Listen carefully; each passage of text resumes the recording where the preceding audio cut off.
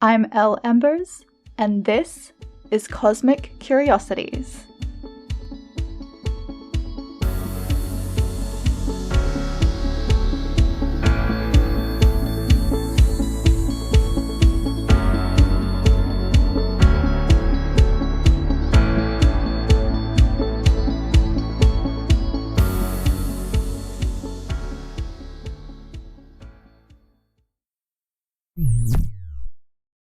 Hi, it's Elle here, and welcome to Season 2 of Cosmic Curiosities. It has been a wild ride. The journey from Season 1 to Season 2 has been amazing, to say the least. But it still sounds so strange to say Season 2. But none of this would be possible without you. So while I know it's been a minute between the seasons, I just wanted to take this opportunity to thank you. Thank you for your patience, your support, and of course, your presence. As you may or may not know, I also started Season 1 with a solo episode. And I did this with the intent of giving you some insight as to how I found myself here. So if you are new to the show and you haven't heard that episode, you may want to go back to Season 1, Episode 1, prior to listening to today's episode, just so you have a reference of what I'm talking about. But while that episode does give you a bit of an origin story, it doesn't reveal much about my current journey. And while I do look back on that episode with love and gratitude, so much has changed since then.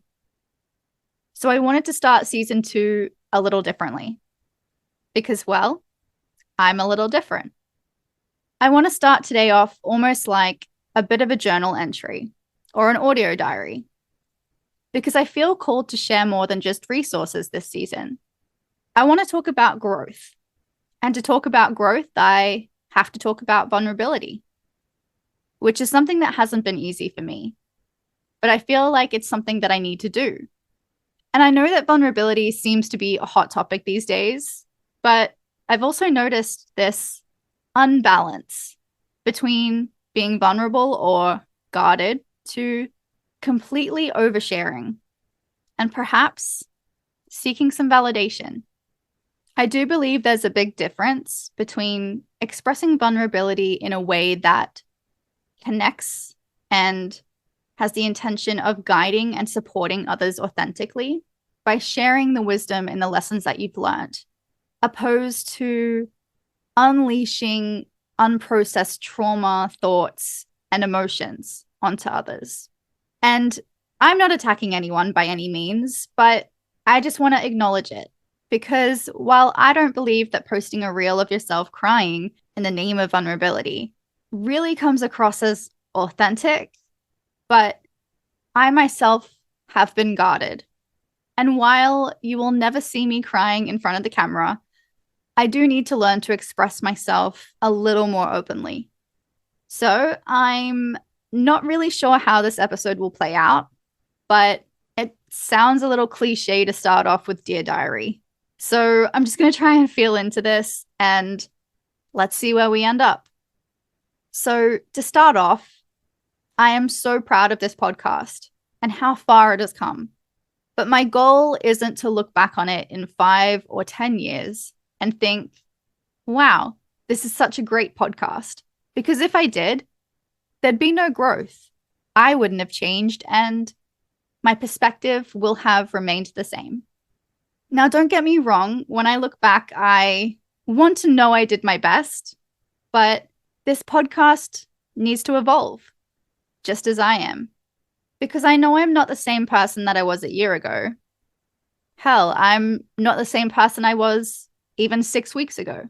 So on that note, I probably should have started out reintroducing myself. So let me back up for a second. Hi, my name is Elle, and I am a certified QHHT and BQH past life regressionist. I'm a cosmic channeler. I'm an energetic mentor and coach. I'm a soul map decoder, a podcast host, and most importantly, a wife and a mother to 3 kids. I run my own business working with clients all over the world, and I also work locally in Brisbane as part of an amazing team that promotes and encourages self-love and acceptance through a number of physical and spiritual treatments. And I know that there's a few things on that list that you may not have heard previously, but that's the other thing about vulnerability, is that the parts of ourselves that we hide from others are usually the same parts they hide from us. And what we allow ourselves to show or present to the world, that's our version of the truth. It's the version that we want other people to see. But all of those nitty-gritty parts of ourselves that we keep hidden, they're the same parts that everybody has. And I'm learning through embracing all of my abilities that when we can openly talk about these parts of ourselves and embrace who we are in our entirety, it allows others to do the same. The thing is, we often shy away from being vulnerable out of fear of judgment or humiliation. But the funny thing is that people are never thinking what we think they're thinking. In fact, they're often thinking what we're thinking. They just might be limited in their expression or vocalization of it because of fear. But I think that's why it's important to be vulnerable, to express the truest version of yourself, because when we do, we can create a ripple effect in those around us. So I'm making the conscious effort to express more of myself and to allow myself to be more vulnerable. And doing this makes me think about the last few months, because there's been a lot of challenges for sure, but if anyone ever asks me how I am, my answer is usually the same, and it has been for a couple of years now. I'm good. I've just been really busy. And I've come to this realization that maybe I was good. Maybe I wasn't. But if I wasn't, I wouldn't talk about it because it would put me in a position of vulnerability. And yes, I do live a busy lifestyle, but when does the busy life stop being busy and instead become an excuse or a distraction? When I was a child, I always dreamt of having a big family, the perfect family, because I didn't have that as a child. And I always dreamt of being passionately in love because it was something I'd only seen in movies. I always dreamt of having flexibility and freedom in my career because that was something that I'd never seen done. I think that I've always focused on that next goal, the next milestone, that next item to check off the list. And while I don't think being ambitious or working hard is a bad thing, it's just, how have I not realized? Is this not the life that I've been working so hard for and dreaming about for all those years? And when did this happen? When did the dreams become reality? Did I acknowledge it in the moment, or did I just keep working and striving for the next goal? Have I ever really stopped to appreciate what I have or what I've achieved? I guess sometimes we don't appreciate what we have because we already have it. You know, like we all know the expression, you don't know what you've got till it's gone, right?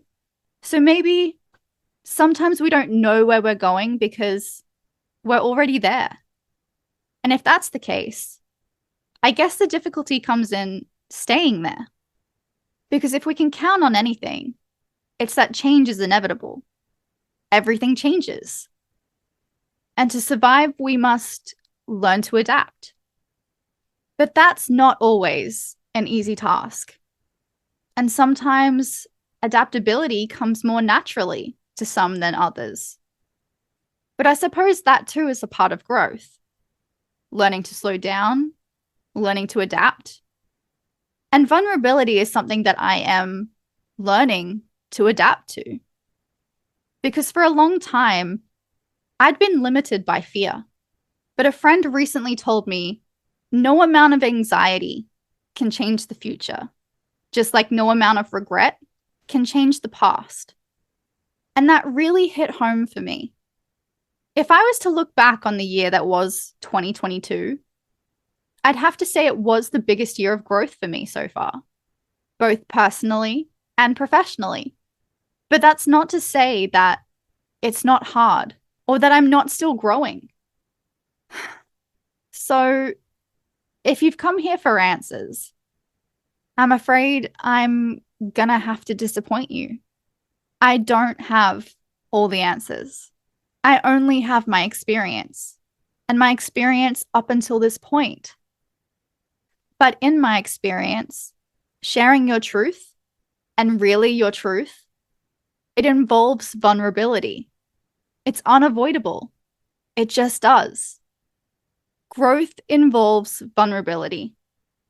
Vulnerability involves self-reflection, and self-reflection can be uncomfortable, but it's necessary. It's a necessary part in the process. And if I'm honest with you, this is probably my 10th attempt in trying to record this episode over the last month. Why? Because I am completely off script here. So I do have to apologize for any long pauses between words and sentences because I don't really know what I'm going to say next. And I want this to come from the heart. But every time I start talking and recording, I just veer off into another topic. And you know what? This whole episode may just sound like the ramblings of a madwoman by the end of it. But I am hoping that sharing a little more into my world and being a little more vulnerable, that there might be something to all of this. There might be something that at least one person finds helpful. But while holding this mirror up and reflecting on myself, I can see that I still find it uncomfortable. I find it uncomfortable to show up completely and authentically myself and to express this level of vulnerability. But why is that? I've healed a lot of wounds, right? I've been supported so far. This should be easy. So why is it still so hard? Maybe it's because I'm still human. And at times, I still find myself shying away from fear.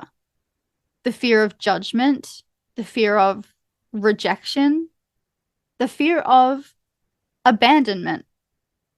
But this is something that we all deal with and we all feel at one point or another.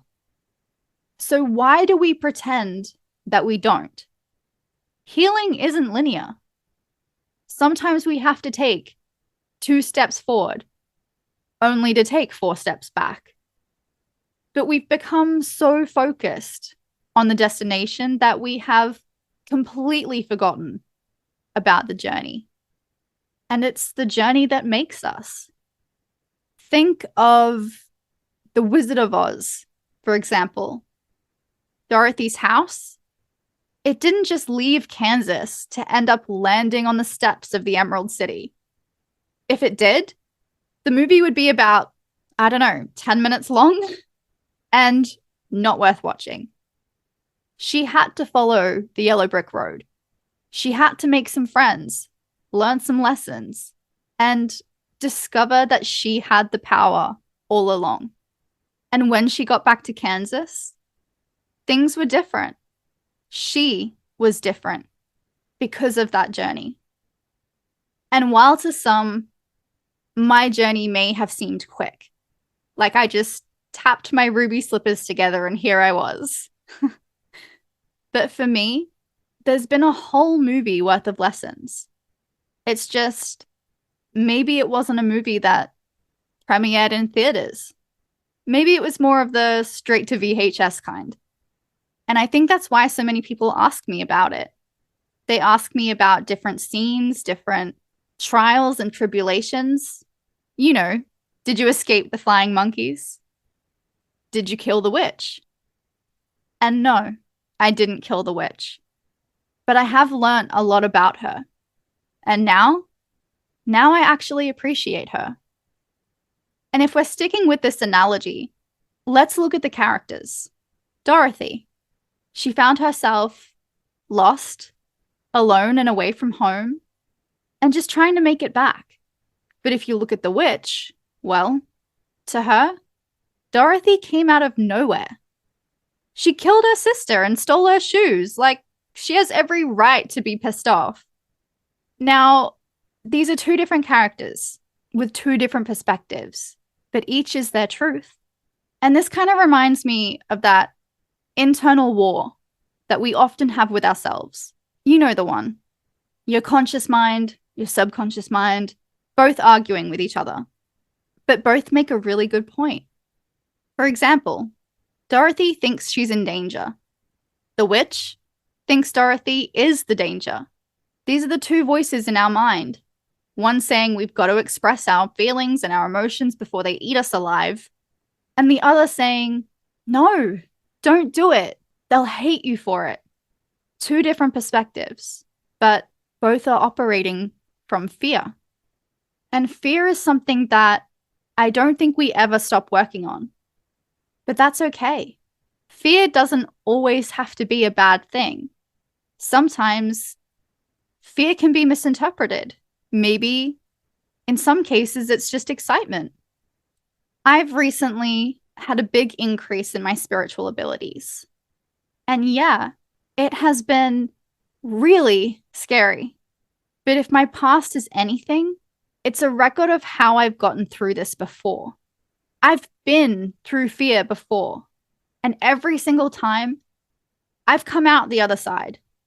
And I've come out better and stronger and wiser than before. So yeah, maybe there is an element of excitement to see just how much further I can go.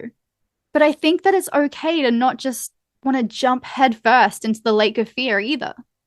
Sometimes it's all about the little steps that we take. Sometimes I've taken one step forward and two steps back, but that's okay. Maybe next time I'll take two steps forward, turn it into a bit of a dance. Life is a little like a dance after all. We've got dips and turns, and if you're anything like me and are a terrible dancer, then sometimes we fall over. But overall, we're having a good time. And I trust myself. I trust myself to get through it. I trust myself to remember the steps and to keep in time with the music. And I've gotten really good at it. I am really good at trusting myself. It's just other people I don't always trust. But again, that comes from fear. Fear of not being in control. And maybe the next part of this journey is more about expanding that trust and releasing control, allowing myself to be more open, more vulnerable, and taking that step outside of my comfort zone, because that's how we grow, right?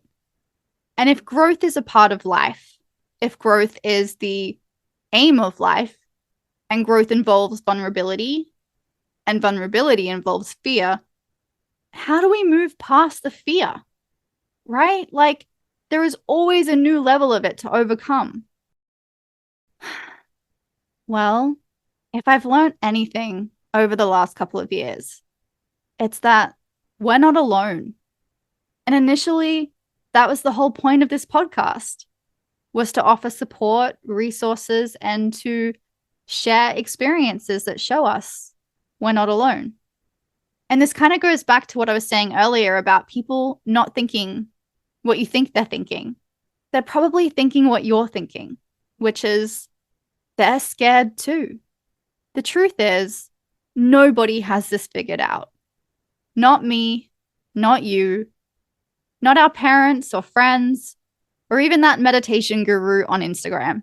And I think I'm finally understanding that, because it's one thing to say something or believe in something, but it's another to do it. And even when we do it, it's not always perfect. We are flawed. We make mistakes. We're all inconsistent from time to time, and we've all had our doubts. It's just how we choose to handle it that differs, and whether we isolate ourselves or whether we reach out our hand.